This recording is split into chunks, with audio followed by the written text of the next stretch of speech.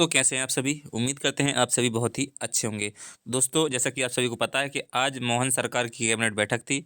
Cabinet बैठक में अस्थायी पद समाप्त करने को लेकर के अहम फैसले लिए गए हैं। जो भी अस्थायी कैटेगरी के कर्मचारी होते थे उनको अब समाप्त किया जा रहा है। मध्य प्रदेश की हम बात कर रहे हैं दोस्तों इस वीडियो में। तो चैनल पर नए चैनल को सब्सक्राइब कर लीजिए, बेल आइकन को प्रेस कर लीजिए। फेसबुक पेज पे नए तो उसे फॉलो कर लीजिए ताकि आने वाली तमाम अपडेट हम आपको देते रहें।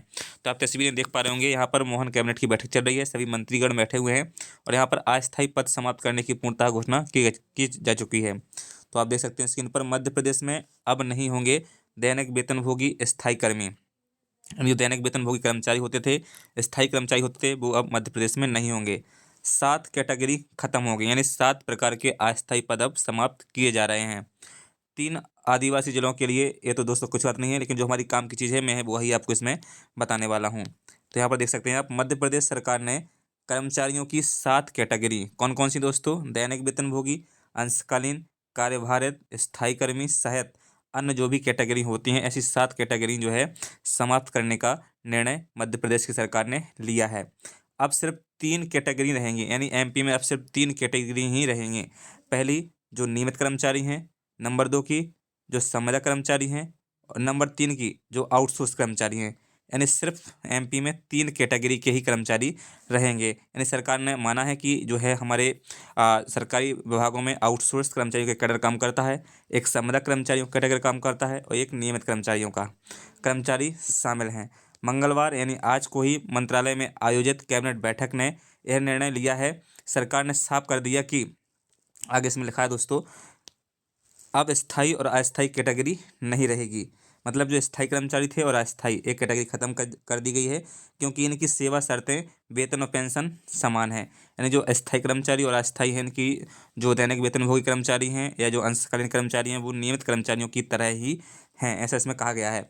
कैबिनेट ने यह भी निर्णय लिया है कि वर्तमान में कार्यरत कार्यभारित कर्मचारी की सेवा काल में मृत्यु होने पर उसके आश्रित को नियमित पद पर अनुकंपा नियुक्ति दी जाएगी। यानी जो कार्यभारित कर्मचारी है, यदि उनकी मृत्यु सेवा काल में होती है, यानी नौकरी करते समय होती है, तो उनके परिवार में से किसी एक व्यक्ति को नियमित कर्मचारी के पद पर ही जो है उसे नियुक्ति दे दी जाएगी। इस संवर्ग में अभी ऐसा प्रावधान नहीं था। जिन कैटेगरी को समाप्त करने का निर्णय लिया गया है वे अपने सेवा काल तक कार्य करते रहेंगे। यानी जो भी हमारे साथी अभी दैनिक वेतनभोगी, अस्थायी कर्मचारी, अंशकालीन के रूप में काम कर रहे हैं, वो जब तक रिटायर्ड नहीं होते हैं तब तक वो काम करते रहेंगे। उसके बाद वो पद स्वतः ही समाप्त माना जाएगा। इसमें लिखा है आगे, उनके रिटायर होते ही वह पद स्वतः समाप्त हो जाएगा, यानी पद जो है खत्म माना जाएगा। यदि विभाग कर्मचारी की डिमांड करता है तो उस पद के विरुद्ध नियमित पद का सृजन किया जाएगा।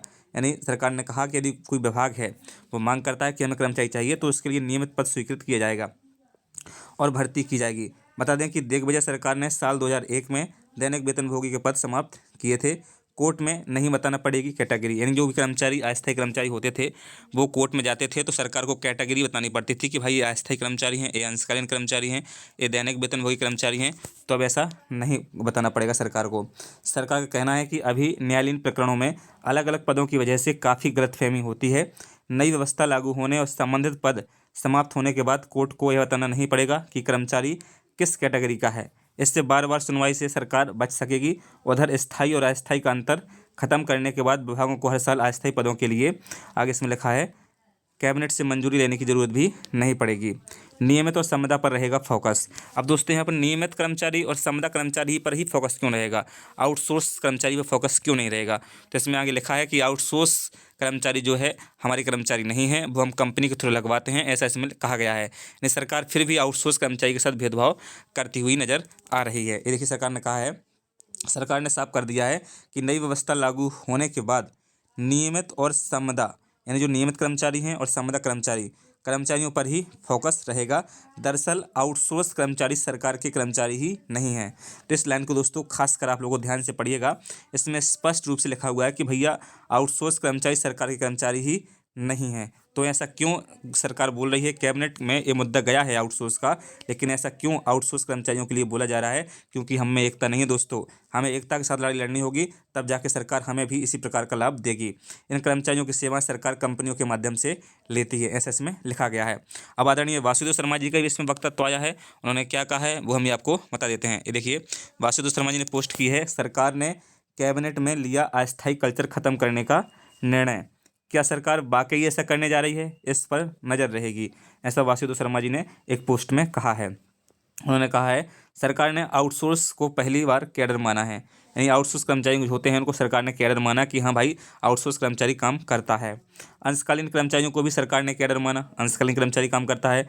कैबिनेट के फैसले के बाद अस्थायी आउटसोर्स कर्मचारियों की एकजुटता नियमितीकरण के लिए बढ़ेगी, उनके संघर्ष व्यापक होंगे। यानी वासुदेव शर्मा जी ने स्पष्ट कहा कि यदि आप नियमितीकरण चाहते हैं तो आपको इकट्ठा होकर के संघर्ष करना पड़ेगा, क्योंकि सरकार मानती है कि आउटसोर्स कर्मचारी विभागों में काम कर रहा है, तो आपको जो है एकजुट होकर आगे आना होगा। जो सरकार ये बोलती है बार बार, सरकार के अधिकारी भी यही बोलते हैं कि आप हमारे कर्मचारी नहीं हैं, आप कंपनी के कर्मचारी हैं। यदि आप ये शब्द हटवाना चाहते हैं तो आपको संघर्ष करना पड़ेगा, रोडों पर आना पड़ेगा। अपने अपने विभाग को लेकर के एक साथ एकजुट हो जाइए दोस्तों, और आगे चल के लड़ाई लड़िए अपने स्तर से। आपको खुद ही नेता बनना पड़ेगा, आपके लिए कोई आगे से नहीं आएगा, है ना। तो हमें सबको घर मकानों से निकलना पड़ेगा। अब सरकार ने भी इशारा कर दिया है कि हम जो है आउटसोर्स को ही कैडर मानते हैं, आउटसोर्स कर्मचारी हमारा कर्मचारी है, लेकिन सिर्फ बीच में वो कंपनी लेके आ रहा है, इसलिए हमें कंपनी को उस कंपनी को हटवाना है और सरकार सीधा पेमेंट लेना है।